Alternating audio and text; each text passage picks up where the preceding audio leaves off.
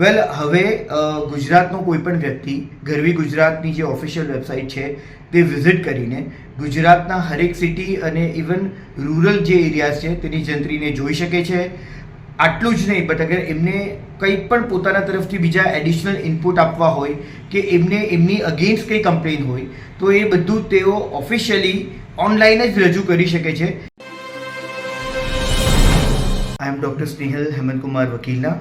વેલ, હું એક international cyber crime lawyer છું અને રેવન્યુ ફિલ્ડ સાથે લગભગ 20 વર્ષથી સંકળાયેલો છું. વેલ, જંત્રીની અગર આપણે વાત કરીએ તો જંત્રીને આપણે ASR એટલે કે એન્યુઅલ સ્ટેટમેન્ટ ઓફ રેટ્સ પણ કહી શકીએ છીએ. એકદમ સિમ્પલ વર્ડ્સમાં અગર આપણે વાત કરીએ તો જંત્રી એટલે કે એક એવો બેઝ કે અગર આપણી જે પણ જગ્યા હોય, આપણી જે પણ લેન્ડ હોય એને ગવર્મેન્ટ ડિપાર્ટમેન્ટ તરફથી કેવી રીતના એનું મૂલ્યાંકન થઈ શકે છે અને જ્યારે તમે દસ્તાવેજ બનાવતા હોય કે યા તો જ્યારે તમને કમ્પન્સેશન મળતું હોય છે, એક્વિઝિશન તમારી જગ્યા થતી હોય ને તમને કમ્પન્સેશન મળતું હોય છે, તો આ બધા સિનેરિયોમાં તમને કેટલું કમ્પન્સેશન મળી શકે છે એ પણ જંત્રીના બેઝ ઉપર એટલે કે એન્યુઅલ સ્ટેટમેન્ટ ઓફ રેટ્સના બેઝિસ ઉપર કેલ્ક્યુલેટ થતું હોય છે. વેલ, જંત્રી એટલે કે ASRની અગર આપણે વધુ ડિટેલની વાત કરીએ તો લગભગ 1999માં ગુજરાતનું સૌપ્રથમ ઓફિશિયલ જે જંત્રી છે તે ડિક્લેર કરવામાં આવી હતી. ત્યારબાદ એમાં થોડા ઘણા અપડેશન 2008માં કરવામાં આવ્યા હતા.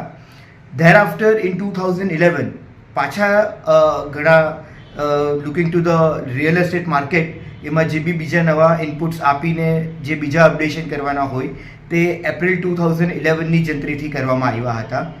રિસેન્ટલી એપ્રિલ 2023માં એ જે જૂની જંત્રી હતી 2011ની તેને ડબલ કરીને અને એમાં બીજા થોડા ઘણા અલગ ઇનપુટ આપીને એક એડોક જંત્રી કરીને આપણે એમ કહી શકીએ કે ઇમ્પ્લિમેન્ટ કરવામાં આવી હતી ગુજરાત ગવર્મેન્ટ દ્વારા.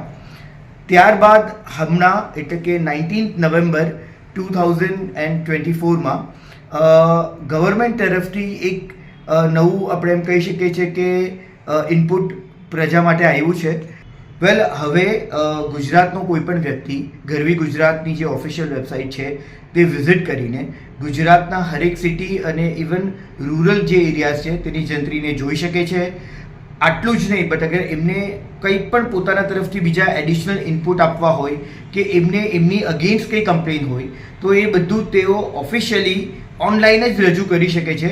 તેના માટે એક આખો અલગથી સેક્શન બનાવવામાં આપ્યો છે જેની અંદર તમને તમારી જે આઈડેન્ટિટી છે તે વેરીફાઈ કરીને તમારા તરફથી જે પણ તમને ઇનપુટ આપવા હોય રિસેન્ટ જંત્રીના હિસાબથી તે તમને 20th ડિસેમ્બર 2024 એટલે કે 20/12/2024 સુધીમાં આપી દેવાના રહે છે.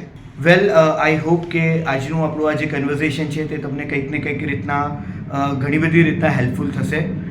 જંત્રી તમારા દસ્તાવેજના ટાઈમ પર તમારી સ્ટેમ્પ ડ્યુટી અને તમારી રજિસ્ટ્રેશન ફીસ માટે ઇમ્પોર્ટન્ટ હોય છે.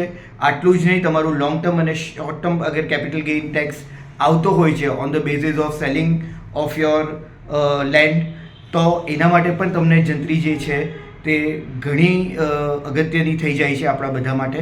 અને જ્યારે પણ આપણી જેમ અગાઉ વાત થઈ હતી કે જ્યારે પણ ગવર્મેન્ટ કોઈ પણ લેન્ડને એક્વિઝિશન કરતું હોય છે તો ત્યારે એના ફેર કમ્પન્સેશન જે છે તે કેલ્ક્યુલેટ કરવા માટે પણ ASR એટલે કે જંત્રી જ બેઝ છે. Thank you.